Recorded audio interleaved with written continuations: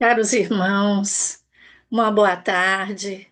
Nós estamos aqui mais uma vez com satisfação para estudarmos juntos pelo Centro Espírita Bezerra de Menezes, o Apóstolo do Bem, nesse canal do YouTube que fica sempre gravado aqui, essa palestra fica gravada, os nossos encontros de estudo podem ser vistos posteriormente, né? Então, a gente está gravando hoje, no dia 2 de outubro de 2025, e trazendo esse tema, as profecias bíblicas para a Terra. Olha que interessante esse tema para nós espíritas. E temos o nosso respaldo, a nossa referência no livro Mundos Habitados no Sistema Solar, porque esse livro traz um capítulo sobre a Terra, além dos demais planetas do Sistema Solar, pois esse livro fala da vida organizada, a vida inteligente, nos nossos planetas vizinhos, né? Os 8 planetas que compõem o nosso sistema, inclusive sobre a Terra, né? Então, Santa Teresinha de Lisieux, que é o espírito responsável por esse conteúdo, a coordenadora de uma pesquisa que tem como organizadora Aderlande Ferraz, ela traz nesse livro muitas explicações sobre a Bíblia, em especial nesse capítulo 5, que é sobre a Terra. Então, a história da humanidade terrestre está ali descrita e sempre com a associação do conteúdo dos evangelhos e do Antigo Testamento. Por quê? Vê-se uma conexão entre esses dois, o Antigo Testamento e o Novo Testamento, e, sobretudo, a participação de espíritos que são mensageiros e trabalhadores de Jesus, que aqui estiveram conosco, né, desde essas épocas remotas até muito antes de Jesus, para que se cumprisse aqui na Terra a sua missão e também para que a humanidade terrestre tivesse essa orientação, esse auxílio no seu desenvolvimento moral. Então, o conteúdo da Bíblia, ele é muito importante para nós. E nós vamos ver aqui o porquê e algumas explicações sobre esse conteúdo da Bíblia, tá? E relacionado à história da humanidade terrestre, como nós dissemos, né? Pois se encontra no livro Mundos Habitados no Sistema Solar, no capítulo 5, A Terra. E nesse capítulo nós encontramos uma pergunta feita pelo organizador do livro que vai nos intrigar, né? Que vai nos nortear aqui o raciocínio. Aderlande pergunta a Santa Teresinha. É a questão 154 do livro Mundos. Como avaliar a utilidade das profecias bíblicas em face da dificuldade que o homem terreno sempre teve de compreendê-las? Nós entendemos aqui que é uma pergunta muito nossa, né? É uma pergunta do senso comum. Qual a utilidade da Bíblia, com a sua linguagem, das profecias bíblicas em especial, em face dessa dificuldade do homem terreno de compreendê-las? Então, essa é a pergunta que vai nos nortear, né? E Santa Teresinha vai nos esclarecendo, junto com os espíritos amigos e alguns convidados dela, que trazem esses conteúdos para nós e que nós encontramos já publicados, esse conteúdo já é acessível para nós. Então vamos lá, pessoal, vamos falar sobre as profecias na Bíblia. Olha só, primeiro na definição de profecia. É a ação de predizer ou prever o futuro, que se acredita ser por meio de uma inspiração divina, como as profecias bíblicas. Então, profecia é predição do futuro, vaticínio, oráculo. E no sentido figurado, é um presságio, uma conjectura. Nesse slide que está sendo apresentado, nós temos uma imagem, uma representação de Isaías, que é um dos principais profetas da Bíblia, né? Que ele, quando recebe essa inspiração, essa visão do Senhor dizendo que ele iria profetizar, ele se acha impuro, assim registra, né, a história. Então, um anjo, sob designação do Senhor, vem tocar-lhe os lábios. Então, tocados pelo fogo. Então, esse artista Benjamin West representou nessa pintura a figura do anjo tocando os lábios de Isaías com fogo, quer dizer, purificando aquela boca que iria trazer as palavras do Senhor. Então, isso é só para ilustrar essa importância dos profetas, e no caso aqui de Isaías. Então, vamos ver alguns profetas e profetisas que estão na Bíblia. Chamados profetas maiores e profetas menores. O maior e menor não é uma referência à importância, mas sim ao tamanho dos livros de cada um. Então, aqueles que têm os livros maiores, que se encontram no Antigo Testamento, são chamados profetas maiores, como Isaías, Jeremias, Ezequiel e Daniel. E os profetas menores, que têm os livros menores que estão na Bíblia, Oséias, Joel, Amós, Obadias, Jonas, Miqueias, Naum, Abacuque, Sofonias, Ageu, Zacarias e Malaquias. Esses são os profetas principais ali da Bíblia, maiores e menores. Mas também se consideram Moisés, Davi, dentre outros, também são considerados profetas. E o próprio João Evangelista, também pelo caráter profético do Apocalipse, que se encontra no Novo Testamento, é o último livro do Novo Testamento, o Apocalipse de João. Então, ele também é profético, que está fazendo previsões do futuro, né? Então, aqui estão, mas não são só esses.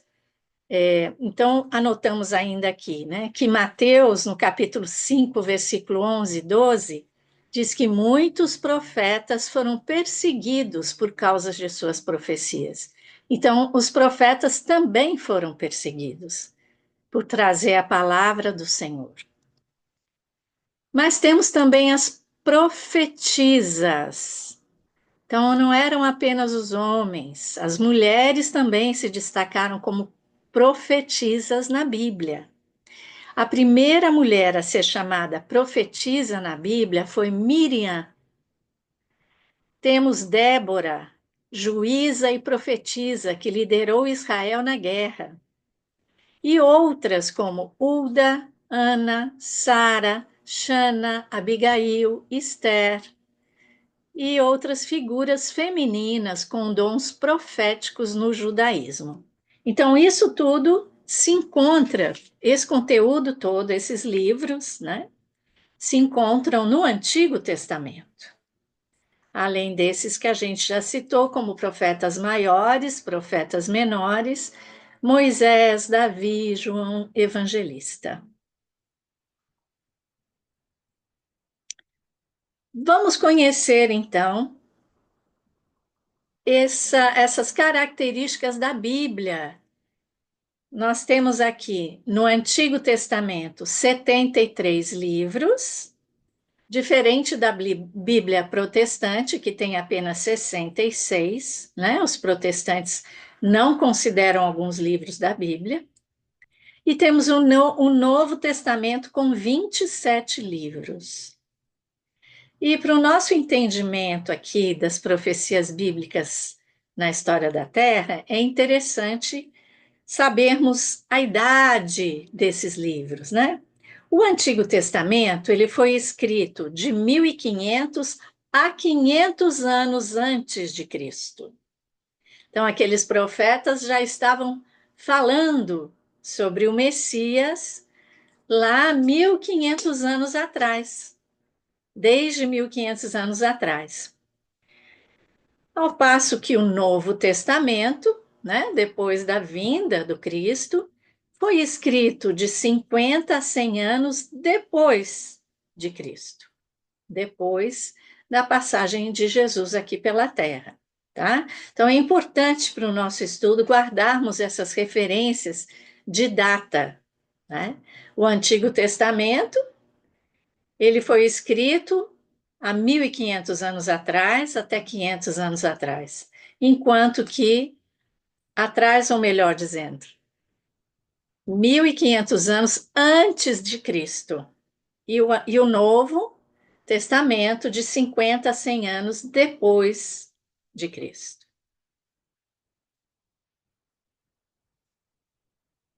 A missão de auxiliar o progresso moral da Terra. Assim, Teresa de Lisieux dá título a uma dissertação sua no capítulo 5, que é o capítulo sobre a Terra. Vejamos então com ela. O estudo do livro sagrado é de grande importância. Muito de nossa história ainda se encontra escondido nas palavras e símbolos registrados nos livros dos amigos, servos do Cristo. Vamos reparar, meus irmãos, que Santa Teresinha de Lisieux se refere à nossa história, ou seja, a história dela. E ela diz: dos amigos servos do Cristo. Então, ela se coloca como uma dessas servas do Cristo, dizendo que o livro sagrado, ou a Bíblia, guarda ainda em suas palavras e símbolos registrados no livro, muito da história desses espíritos missionários, desses prepostos de Jesus, desses espíritos que vieram em nome de Cristo auxiliar na sua missão aqui na Terra e auxiliar o progresso moral da humanidade. Então, nós hoje não compreendemos o conteúdo por várias razões. Nós vamos ver aqui no nosso estudo hoje. Por que que é difícil, né? Vamos lembrar ali da pergunta que iniciou o nosso estudo, né? Em face da dificuldade que o homem terreno sempre teve de compreender as profecias bíblicas, né? E ela está nos dizendo que ainda há muito para descobrir nesses registros que estão nos livros da Bíblia. Há ainda importantes informes veiculados pelos profetas que indicam nosso trajeto futuro, organizado e amparado pelo Mestre Jesus. É difícil expressar aos homens a grandeza das palavras contidas neste tesouro. Ela está se referindo às profecias bíblicas, né, ao Antigo Testamento, dizendo aqui que ali estão previstos ainda, né? Ela utiliza esse termo, informes, tem importantes informes que foram veiculados pelos profetas desde aquela época e ainda vão falar do nosso futuro, né? Falavam do futuro, ainda há futuro para acontecer, né? Ó, indica o nosso trajeto futuro, organizado e amparado pelo Mestre Jesus. Então, nós vemos aí um planejamento maior para o planeta Terra, sob as mãos de Jesus, como governador espiritual do nosso planeta, secundado por esses espíritos missionários, que ela chama até de amigos, né, que são esses prepostos, que são espíritos mais evoluídos. Vamos seguindo com Santa Teresinha, que nos indica que é até difícil expressar o tesouro, né? A grandeza das palavras contidas nesse tesouro. De forma que quando nós lemos esse conteúdo, nos dá vontade de conhecermos mais, de compreendermos melhor, de nos afeiçoarmos a esse estudo da Bíblia. E aqui nós vamos trazer algumas profecias sobre Jesus que se encontram no Antigo Testamento. Nós vamos ver aqui uma correlação entre o Antigo Testamento e o Novo Testamento. Vamos lembrar que quando Jesus esteve entre nós, ele diz: Eu não vim destruir a lei, vim dar-lhe cumprimento.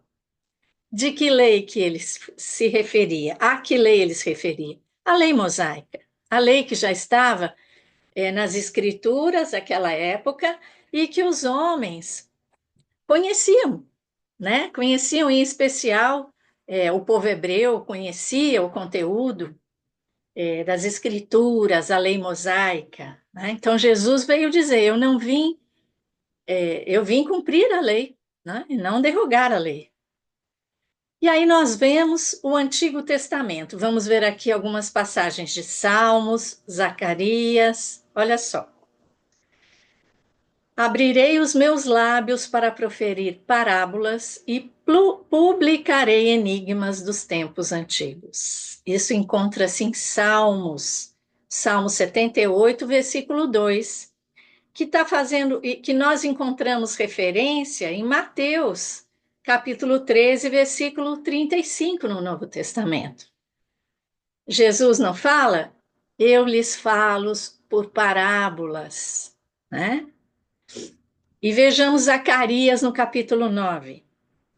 Alegre-se muito, cidade de Sião, exulte Jerusalém. Eis que o seu rei vem a você, justo e vitorioso, humilde e montado num jumento. Um jumentinho cria de jumenta. Vejamos, gente, lá 1000 anos antes de Jesus nascer, já estava profetizado por Zacarias que aconteceria a entrada em Jerusalém de Jesus montado num jumentinho, que ficou conhecido como Domingo de Ramos, porque a população colocava as folhas, né, forrava o chão para que Jesus entrasse na cidade, né, não tocasse ali o chão, mas ele veio montado numa jumentinha, exatamente como estava previsto lá no Antigo Testamento. Que a gente pode ver em Mateus também, capítulo 21, 5, e João, capítulo 12, versículo 15, que está descrita a entrada de Jesus em Jerusalém, montado num jumentinho. Em Salmos, mais uma vez, afrontado pelos homens e desprezado pelo povo, todos os que me veem zombam de mim, fazem caretas e balançam a cabeça, dizendo: confiou no Senhor, ele que o livre, salve-o, pois nele tem prazer. Em Salmos 22, no versículo 8, está registrado que quando Jesus estava ali na cruz, o povo zombou dele e disse: desce daí, você salva tanta gente, não vai se salvar, né? Confiou no Senhor, que o Senhor o livre, né? Que Deus o livre, então, desse sofrimento. Então, essa passagem é muito conhecida também, né? Que vem a se confirmar em Mateus, no capítulo 27, versículo 43, essa passagem, né? Em que a multidão que assistia à crucificação fala: desce daí, se você é mesmo príncipe, se você é o Messias, salve-se você mesmo, né? Então, isso também já estava previsto, isso foi uma profecia do Antigo Testamento. E ainda, para a gente terminar essas referências do Antigo Testamento, aquela parte em que os soldados disputavam aquele manto de Jesus. Então, Salmos 22, versículo 18. Dividiram as minhas roupas entre si e tiraram sortes pelas minhas vestes. Estava previsto lá nessas profecias que isso aconteceria com as vestes de Jesus. E assim acontece, né? Lá no Novo Testamento, nós encontramos em João 19, versículo 24, que os soldados disputaram mesmo o manto de Jesus. Exatamente, gente. Tem até um filme, né, de antigamente de Hollywood chamado O Manto Sagrado, muito interessante. Então, vocês estão percebendo a correlação, a importância de conhecermos também as profecias no Antigo Testamento, que eram as profecias sobre Jesus.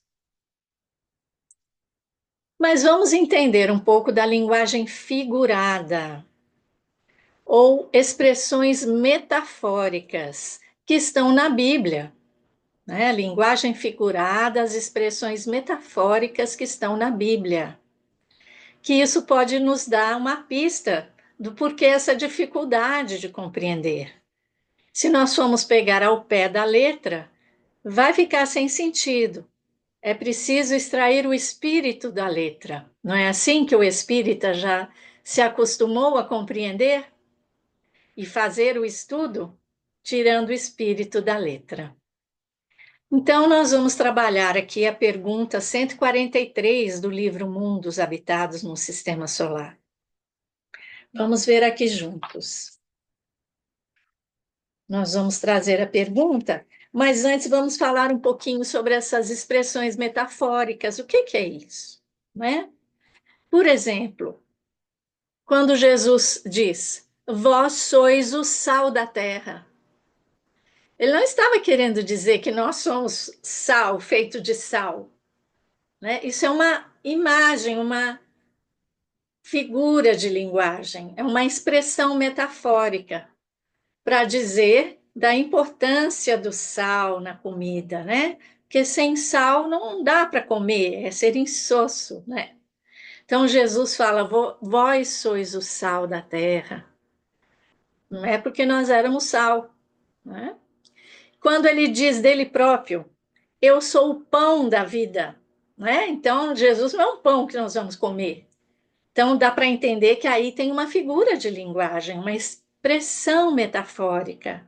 Ele se colocando como pão, mas é o pão da vida, é o pão que alimenta as nossas almas, né? O seu conteúdo, a sua boa nova, o seu evangelho é o alimento das nossas almas.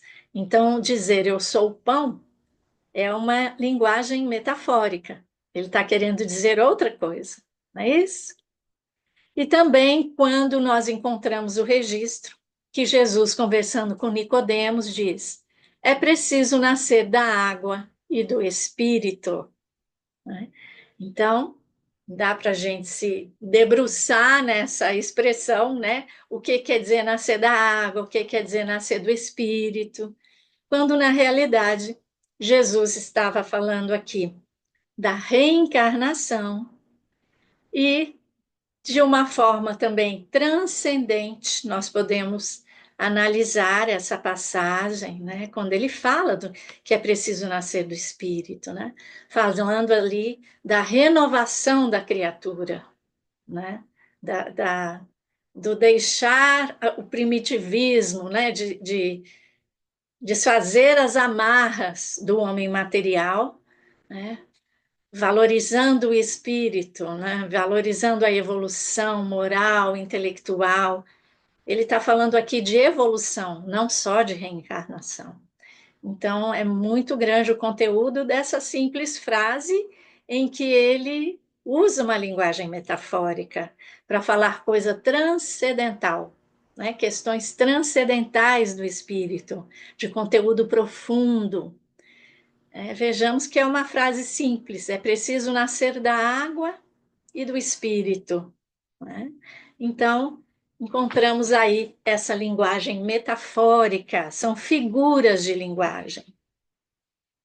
Tanto sal, quanto pão, quanto água são empregados aqui num sentido transcendental. E vejamos que na resposta de perguntas do livro, né, a 149 e a 150, nós encontramos tanto no Antigo Testamento, no livro de Jonas, que é um dos profetas, e que depois vem Mateus também falar sobre uma mesma passagem, totalmente numa linguagem figurada, são figuras de linguagem para falar de coisas transcendentais e da realidade do espírito. Vamos lá. Preparou, pois, o Senhor um grande peixe para que tragasse a Jonas. Esteve 3 dias e 3 noites nas entranhas do peixe. Olha só, como que a gente poderia imaginar isso, né? Jonas entrando para dentro de um peixe e ficando lá 3 dias e 3 noites. Será que nós podemos pegar apenas o sentido literal, né?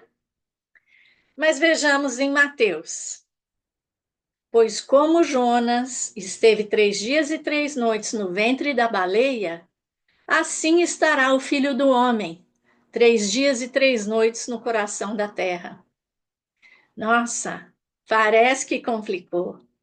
Mas a linguagem do Novo Testamento aqui, registrada por Mateus, Jesus já vai um pouco mais à frente nesse conteúdo desse versículo, do versículo 40 do capítulo 12, né? Ele está falando aqui, e nós vamos ver, junto com Santa Teresinha de Lisieux, de reencarnação também, né? Então, vejamos que esse conteúdo da Bíblia não pode ser analisado sem nós termos em mente que existem essas figuras de linguagem, tá? Essa linguagem metafórica. É importante que nós tenhamos essa iniciativa de fazer esse esforço de entendimento para que a gente amplie a nossa cognição, né, para que a gente consiga raciocinar em cima disso, de maneira, como a gente já falou, a conhecer esse conteúdo que é transcendente, vai muito além da letra. Então vamos ver aqui, gente. Olha só, no livro Mundos Habitados no Sistema Solar, a gente trouxe até a imagem do livro aqui. Nessa pergunta que norteou o nosso estudo, né? A 143. Vejamos aqui, meus irmãos, que nós temos, pelos estudos no âmbito da linguística cognitiva, sabemos que a habilidade humana de conceituar a realidade de maneira figurada é o que determina o surgimento de expressões metafóricas na linguagem cotidiana. E aí a Derlande vai falar desses textos bíblicos que estão repletos de linguagem metafórica. Então, por que isso, né? Isso foi proposital, né? Ó, era a única forma possível de tratar questões transcendentais e de ordem espiritual, pergunta ele. Né? E Santa Teresinha vai responder aqui, nós vamos ler juntos a resposta, tá? Eu não coloquei a pergunta. A linguagem figurada foi um recurso usado intencionalmente para a fixação e preservação dos textos bíblicos ao longo do tempo na história humana? Pergunta muito inteligente, né? Essa linguagem toda foi proposital de maneira que o conteúdo ficasse preservado. Vamos ver o que fala Santa Teresinha a respeito disso. Com respeito aos textos bíblicos, a linguagem figurada era a única forma possível de tratar desculpa, gente, aqui está a pergunta que eu coloquei, que eu li agora, tá? Era a única maneira possível de tratar questões transcendentais, né? Aí ele vai perguntar se isso foi intencional e se foi para preservação, fixação e preservação dos textos bíblicos ao longo da história. Agora sim, a resposta de Santa Teresinha. A mente humana é ainda muito limitada, devido à ausência de reflexões profundas e pela própria inferioridade que caracteriza a maioria dos habitantes do orbe terrestre. A fim de expressar a realidade e ideias que transcendem a matéria, utilizaram o mestre e seus cooperadores, olha aí os espíritos que a gente estava falando, inclusive Santa Teresinha, ao longo dos anos, a linguagem figurada. Então, a fim de expressar a realidade e ideias que transcendem a matéria, né, aquelas ideias transcendentes ou transcendentais, que vão falar do espírito, utilizaram o mestre e seus colaboradores ou cooperadores, aqueles profetas, ao longo dos anos, a linguagem figurada. Por não ter acesso à memória espiritual, isso é o homem terreno, e não possuindo as experiências mais complexas devido à inferioridade, não contam os homens comuns com meios para a compreensão através de conceitos mais abstratos do panorama rico e complexo da vida extrafísica e das manifestações transcendentais. O recurso da linguagem figurada, portanto, se fez útil, uma vez que, levando o ser a reflexões acerca das experiências comuns e familiares, conferiu sentido às ideias complexas, alcançando o entendimento. Então, ele usava figuras da realidade do momento, né, da realidade possível para aquelas mentes, para as nossas mentes, né? A figura do peixe, a figura da água, a figura do pão, do sal, né? Para falar, para levar o homem a reflexionar, né? Usando essas, fazendo reflexões sobre as experiências comuns e familiares, ele dava sentido, conferiu sentido a ideias complexas, alcançando o entendimento. Prevendo a trajetória a ser vivenciada pelos homens, a linguagem figurada tornou-se o recurso que preservaria os conceitos e alcançaria a compreensão de todos, das mais aprimoradas às mais simples e inexperientes mentes. Então, meus irmãos, vejamos o cuidado, né, de Jesus, esse planejamento minucioso do conteúdo, das expressões, nada é por acaso. Mesmo a linguagem figurada teve um propósito superior, de modo que essa linguagem era um recurso que preservaria os conceitos e levaria à compreensão de todos. Além do que, o homem, ao fazer as reflexões, está se desenvolvendo. E aí entra a doutrina espírita, né? A doutrina espírita. E a gente ouve muito essa expressão, extraindo o espírito da letra. Vejamos o que o Espírito São Luís, na questão 1011 do Livro dos Espíritos, traz para nós como indicativo para o nosso entendimento desse tema. Como que os espíritos que trouxeram a doutrina codificada por Kardec realmente levanta o véu, né? Revela, desvenda muita coisa para nós. Olha só. Os espíritos, portanto, não vêm subverter a religião, como alguns pretendem. Porém, como são chegados os tempos de não mais empregarem linguagem figurada, eles se exprimem sem alegorias e dão às coisas sentido claro e preciso, que não possa estar sujeito a nenhuma interpretação falsa. Olha só, meus amigos, que maravilha!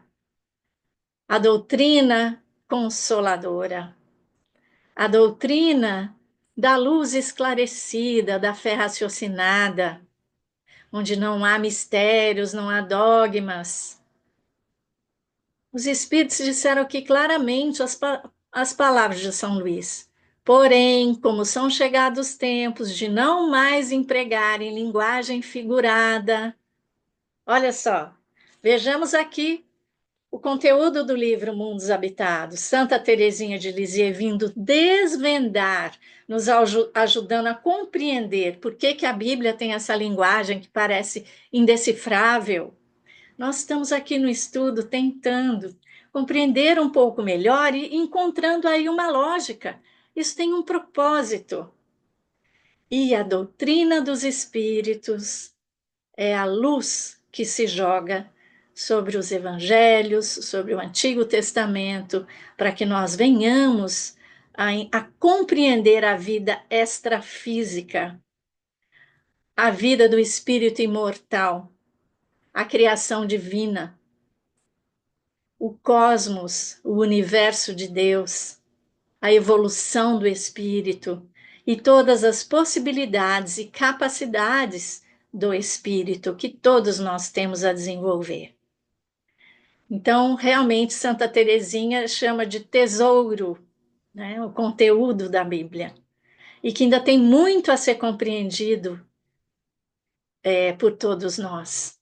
Né? Então, nós vamos juntos com a doutrina, nós vamos juntos com livros como esses, que nós entendemos como complemento, continuação do conteúdo dos espíritos superiores. A própria Santa Teresinha se coloca como amiga, né? Como se ela fosse desse grupo, porque ela é desse grupo de colaboradores de Jesus, que vem nos trazer agora esse conteúdo sobre o sistema solar e as revelações maravilhosas, né, de Jesus junto de nós. Então, meus amigos, nós vamos aqui para o título da nossa palestra de hoje: As profecias bíblicas para a Terra. Na questão 153, o Aderlande Ferraz vai elaborar esse conteúdo aqui, essa pergunta. Conforme consta de O Livro dos Espíritos, na questão 868, em resposta a Allan Kardec, sobre a possibilidade de o futuro ser revelado aos homens, responderam os espíritos: só em casos raros e excepcionais permite Deus que seja revelado. As previsões e predições nos textos bíblicos estão entre esses casos? Então, Aderlande está perguntando a ela se essa possibilidade de o futuro ser revelado, né, como diz os espíritos que sim, em casos raros e excepcionais, se os textos bíblicos estão entre esses casos. E ela vai responder, nós vamos ler juntos aqui. O Senhor, em sua infinita bondade, dedicou aos homens as profundas palavras de sabedoria que compõem o livro sagrado. Reconhecendo a dificuldade encontrada pelos espíritos abrigados na terra, que há muito vivenciam experiências dolorosas devido à rebeldia e inferioridade, preparou, junto aos seus colaboradores, o material profético que, ao longo do tempo, foi ministrado aos homens. Com o propósito superior e organizados pela força do amor, foram passados os informes acerca do futuro, objetivando o paulatino aprendizado e a compreensão da grandeza da vida. No esforço de compreender as palavras de luz e orientações contidas nas profecias, o homem avança intelectual e moralmente, adestrando suas possibilidades íntimas. Então, aqui a gente vê a providência divina, que enquanto o homem terreno, mesmo com sua inferioridade, mesmo desacostumado a reflexões profundas, né, que leva essa dificuldade de entendimento, quando ele faz o esforço de compreender essas palavras, palavras de luz e orientações contidas nas profecias, ele está adestrando as suas possibilidades íntimas, possibilidades intelectuais, possibilidades morais.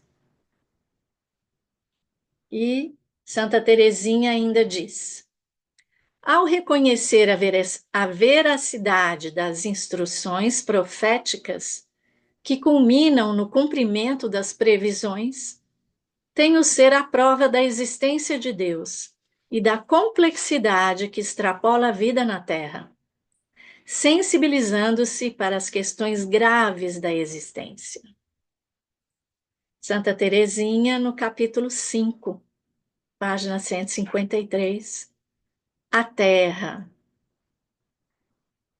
Que maravilha, meus irmãos. É momento de não usarmos mais, quer dizer, os espíritos não usam mais para nós a linguagem figurada, as expressões metafóricas, né? A doutrina é a doutrina da revelação, né? Do entendimento. E isso faz com que nós evoluamos, né? Tentando, buscando a compreensão, estudando as profecias também. E assim nós vamos nos sensibilizando para as questões graves da existência, direcionando a nossa energia, o nosso entendimento para a vida do espírito, que é a vida imortal, né? Somos espíritos em experiências aqui na Terra, mas a nossa verdadeira pátria é o mundo espiritual. E então, quanto antes nós estivermos dispostos a essa mudança, né, que muitos chamam de reforma íntima, de deixar o homem velho, de deixar o nosso primitivismo, para que nós alcancemos uma harmonia e uma estabilidade que nos permita evoluirmos de forma consciente. Nós temos os instrumentos, estamos tendo cada vez mais com essas revelações, como a gente falou, como esse livro, por exemplo, né? São instrumentos que nos auxiliam a essa sensibilização, a essa compreensão de todo esse conteúdo maravilhoso que a providência e a misericórdia divina já trouxeram, já enviaram ao homem ao longo da história. Então, convidamos a todos, né, a lerem o livro Mundos Habitados no Sistema Solar, a estudarem os profetas na Bíblia, né, o Novo Testamento. Então, nós só temos a agradecer, pedindo sempre ao Mestre querido que nos dê bom ânimo para as nossas lutas aqui na Terra, para os nossos enfrentamentos, para que a gente esteja no rumo certo. Muito obrigada e até uma próxima.